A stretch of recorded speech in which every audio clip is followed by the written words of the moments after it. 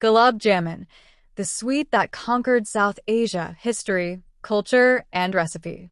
What if I told you that this little sweet ball has a history spanning over 2,500 years, connects ancient Persia to modern South Asia, and has become one of the most beloved desserts across an entire continent?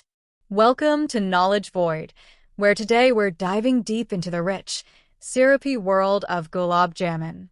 Hey, food history lovers! Before we get sticky with this incredible dessert, don't forget to hit that subscribe button and notification bell to stay updated on all our culinary adventures through time. The story of Gulab Jamun is like a perfect recipe itself, combining ingredients from across cultures and centuries. While we enjoy it today as a quintessentially South Asian dessert, its roots stretch back to ancient Mesopotamia around 2500 BCE, where archaeologists have found pottery specifically designed for deep-frying dough in honey. This early technique traveled through Greece and Rome, where they called similar treats encrides and globuli. But the direct ancestor of our modern Gulab Jamun emerged in medieval Persia as luqmat al-qadi, or the judge's morsel, fried dough balls soaked in sweet syrup. But the real magic happened during the Mughal Empire in India, when Shah Jahan, yes, the same emperor who built the Taj Mahal, had a genius chief confectioner named Ustad Ahmad. According to court records from the 1630s, it was Ahmad who made the critical innovation that transformed this dessert forever. Instead of using wheat flour as the base, he substituted quail, reduced milk solids, creating a completely different texture and flavor profile. This wasn't just a recipe tweak. It was culinary fusion that perfectly symbolized the blending of Persian and South Asian cultures happening during this era. The name itself tells this story of cultural fusion. Gulab is Persian for rosewater, while jamun refers to a purple South Asian fruit similar in shape to these sweet dumplings. In South Asian culture, Gulab Jamun isn't just a dessert, it's practically a love language. It marks life's most precious moments, from weddings to religious festivals like Diwali and Eid. In traditional North Indian weddings, there's a beautiful custom where the new bride serves Gulab Jamun to her in-laws, symbolizing the sweetness she brings to the family. During Diwali, its golden color and round shape represent prosperity and completeness. Offering Gulab Jamun to guests is considered the highest form of hospitality.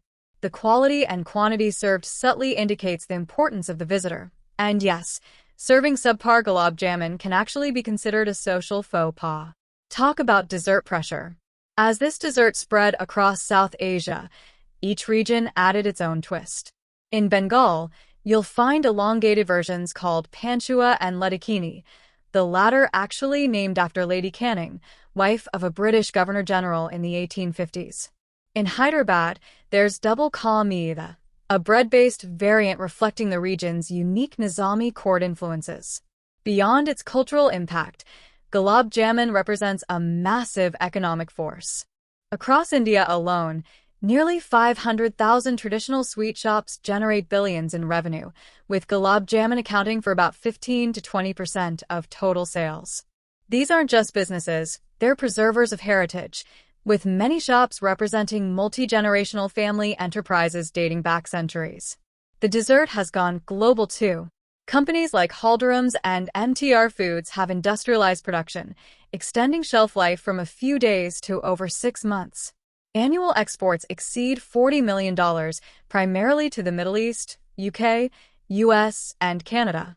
And innovation keeps happening. From fusion desserts like Gulab Jamun cheesecake to health-conscious versions with reduced sugar. There's even protein-enhanced varieties for the fitness crowd, who said tradition can't adapt. Now for the part you've all been waiting for, let's make our own Gulab Jamun from scratch. For our dough balls, we'll need 1 cup milk powder, 3 to 4 tablespoons all-purpose flour, 1/4 teaspoon baking soda, 2 tablespoons ghee, softened, 2 to 3 tablespoons milk. And for our syrup, 2 cups sugar, 2 cups water, 4 to 5 crushed cardamom pods, 1/2 teaspoon rose water, a few saffron strands, 1 teaspoon lemon juice. Let's start with our syrup, since it needs time to develop those beautiful flavors. Combine sugar and water in a wide pan and bring to a boil. Now add our cardamom pods, saffron if you're using it, and lemon juice. The lemon juice is crucial. It prevents the sugar from crystallizing. We'll simmer this for about 5 to 7 minutes until we reach what's called a one-string consistency. Here's a traditional test. Dip your thumb and forefinger in the syrup, then pull them apart. If you see a single thread form between them, you've got it perfect. Now turn off the heat and add our rose water, which gives that signature fragrance. For our dough, combine milk powder, flour, and baking soda. Mix well, then add our softened ghee and mix until it looks like breadcrumbs. Now gradually add milk, just a little at a time. The key here is gentle kneading. We're not making bread. Overworking the dough will make your jamons hard. We want a soft, smooth dough that's neither too wet nor too dry. Cover and let it rest for about 10 minutes. This relaxes the gluten and makes the dough easier to work with. Now divide the dough into small portions and roll them between your palms. The traditional size is about an inch in diameter. Make sure there are no cracks on the surface. That's crucial to prevent them from breaking during frying. Heat oil or ghee in a deep pan over medium-low heat. To test if it's ready, drop a small piece of dough. It should rise to the surface gradually, not immediately. The temperature is absolutely critical here. Gently slide the dough balls into the hot oil and fry on low to medium heat, constantly stirring with a slotted spoon for even browning. We're going for a deep golden brown, which takes about 5 to 7 minutes. When they're done, remove them with a slotted spoon and immediately transfer to our warm sugar syrup. Let them soak for at least 1 to 2 hours. They'll literally double in size as they absorb all that sweet, aromatic syrup. I like to serve mine warm with a sprinkle of crushed pistachios. For special occasions, you might add a touch of edible silver leaf, known as bark, or even pair it with a small scoop of vanilla ice cream for a modern twist. That perfect combination of crisp exterior giving way to a spongy interior soaked with aromatic syrup. This is why Gulab Jamun has endured for centuries and crossed continents. What I love most about dishes like Gulab Jamun is how they tell stories of human connection. This dessert represents the beautiful fusion of Persian and South Asian cultures, reminding us that some of humanity's greatest creations come from cultural exchange. From ancient Mesopotamian frying techniques to the innovation of Shah Jahan's chef, to the modern global dessert we enjoy today, Gulab Jamun is more than food. It's living history on a plate. What's your experience with Gulab Jamun? Have you tried making it at home? Or do you have another traditional dessert from your culture you'd like us to explore? Let me know in the comments below. If you enjoyed today's sweet journey through history, please hit that like button, subscribe to Knowledge Void, and share this video with fellow food history enthusiasts. Want to support the channel and get exclusive content? Check out our Patreon, link in the description below. Until next time, stay curious and keep exploring the delicious intersection of food and history. The history and quick microwave recipe for mochi. Soft, chewy, and irresistibly delicious, mochi has been a beloved treat in Japan for over 1,000 years. But did you know that you can make it at home in just a few minutes using a microwave? That's right. Today, we're diving into the history, culture, and economics of mochi, and of course, I'll show you how to make it yourself in just 3 minutes. Let's get started. Mochi dates back to the Heian period in the year of 794 to 1185 CE, or Common Era in Japan, where it was originally made through machitsuki, a labor-intensive process that involved pounding glutinous rice into a smooth, stretchy dough. But thanks to modern kitchen technology, we can now skip the heavy lifting and use a microwave. So, how did this happen? Microwave ovens became popular in the 1970s and 80s, and with them came shortcuts to many traditional dishes, including microwave mochi, an easy, accessible way to enjoy this ancient treat. Mochi isn't just a snack, it's deeply rooted in Japanese traditions. Japanese New Year, Ashigatsu. Mochi symbolizes prosperity and longevity. Families display kagami mochi before eating it for good luck. From Hinamatsuri, Girls' Day, to cherry blossom season, Hanami, different types of mochi are enjoyed throughout the year.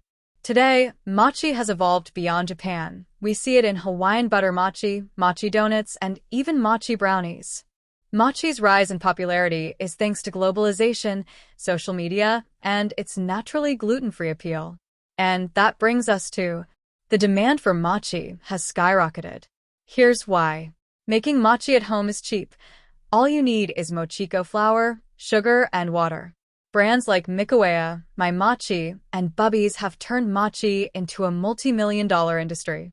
Social media influencers drive the demand for DIY mochi, boosting its presence in grocery stores worldwide.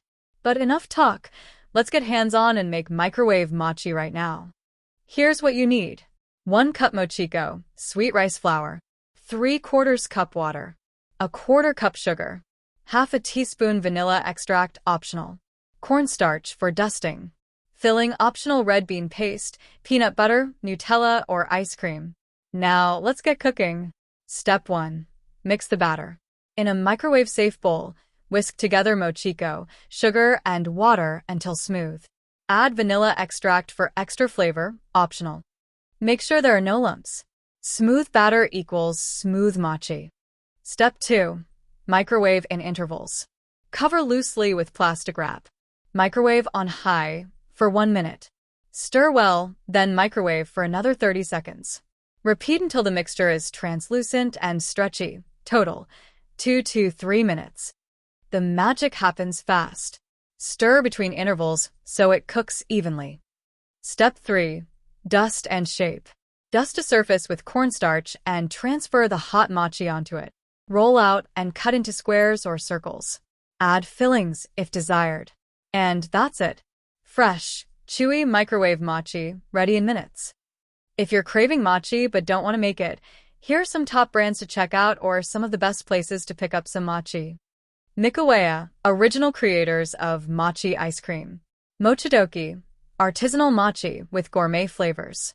My Mochi, soft, chewy, and widely available. Bubby's, Hawaiian mochi ice cream with premium ingredients. Fujetsudo, Los Angeles, California. Handmade mochi since 1903. Minamoto Kitchen, New York, New York. Famous for traditional wagashi. Two Ladies Kitchen, Hilo, Hawaii. Known for fresh, fruity mochi. Mochi is incredibly versatile, so tell me, would you like a chocolate-filled mochi recipe or a savory cheese mochi twist?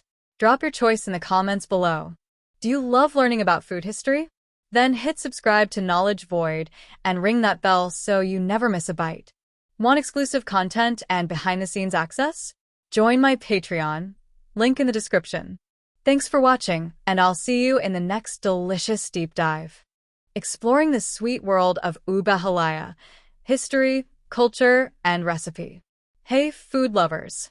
Welcome back to Knowledge Void, where we take deep dives into the fascinating history, culture, and economics of the world's most delicious foods.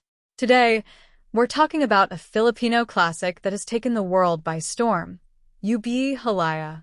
This rich, creamy, and vibrant purple yam jam is a true gem of Filipino cuisine, and we're going to explore its history, cultural significance, and even show you how to make it yourself. So stick around, because this is going to be a sweet ride. Before we get to the recipe, let's talk history. Ube, or Dioscorea alata, is a native root crop that has been cultivated in the Philippines and Southeast Asia for centuries. Pre-colonial Filipinos loved using ube in rice cakes, boiling or steaming it, and incorporating it into various dishes. But it wasn't until the Spanish colonial period that ube halaya as we know it today was born. The name halaya actually comes from the Spanish word gelia, meaning jelly or jam. During Spanish rule, Filipino desserts evolved, incorporating European cooking techniques and dairy-based ingredients like butter and condensed milk. And just like that, ube halaya became a staple of Filipino celebrations, from fiestas to Christmas feasts. Fast forward to today, and ube has exploded onto the global food scene. From ube ice cream and ube cheesecake to ube lattes and ube mochi donuts, this purple powerhouse is everywhere. Thanks to social media and Filipino restaurants abroad, ube halaya is now a worldwide sensation. But no matter how it's used, It always brings a taste of Filipino heritage to the table. Alright, who's ready to make some homemade ube halaya? This recipe is rich, creamy, and packed with that signature ube flavor. Whether you want to eat it on its own, spread it on bread, or use it as a base for other desserts, this is the only ube halaya recipe you'll ever need. Ingredients: 2 cups grated fresh ube or thawed frozen ube, 1 can 14 ounces sweetened condensed milk, 1 can 12 ounces evaporated milk, 1 cup coconut milk for extra richness, half a cup granulated sugar, adjust to taste, a 1/4 cup unsalted butter plus extra for greasing, 1 teaspoon vanilla extract, 1/2 teaspoon salt, optional for extra creaminess, 1 cup coconut cream, kakangata, half a cup grated mild cheddar cheese. Trust me, it's a Filipino thing. 1/2 teaspoon ube extract for deeper color and flavor. Instructions: cook the ube. If using fresh ube, boil it until fork tender, 30 to 40 minutes, then peel and grate. If using frozen ube, make sure to thaw completely. Make the mixture. Melt butter in a non-stick pan over low heat. Add the grated ube, condensed milk, evaporated milk, coconut milk, and sugar. Stir to combine. Slow cook to perfection. Stir constantly over low heat to prevent burning. The mixture will thicken in 30 to 40 minutes. Keep stirring until you get a jam-like consistency. Add flavor. Stir in vanilla extract, salt, and ube extract if using. Cool and serve. Transfer to buttered molds or glass containers while warm. Let it cool before refrigerating. Now that you've made your ube halaya, how do you enjoy it? Here are some of my favorite ways. As a spread, perfect on pandesal, toast, or crackers. As a dessert, eat it on its own or topped with grated cheese or laddick, coconut curds. In Filipino sweets, use it in halo-halo, ube ice cream, or ube cheesecake. As a filling, stuff it into mochi, ensaymada, or hopia. Fun fact, ube halaya isn't just a delicious treat, it's also a booming industry. With the global rise of ube-based desserts, Filipino farmers and businesses are seeing a growing demand for this vibrant purple yam. Social media has played a huge role, with hashtag ube racking up millions of views on Instagram and TikTok. Alright, I've got to dig into this. But before I do, what's your favorite way to eat ube halaya? Do you like it classic in ice cream or in a creative fusion dessert? Let me know in the comments. And if you want to see more deep dives into the history of food, make sure to subscribe to Knowledge Void and hit that notification bell so you never miss a bite. Want to help support the channel and keep these delicious videos coming? Join me on Patreon for exclusive content, behind-the-scenes insights, and even more tasty history. Link is in the description. Thanks for watching, and I'll see you in the next delicious episode.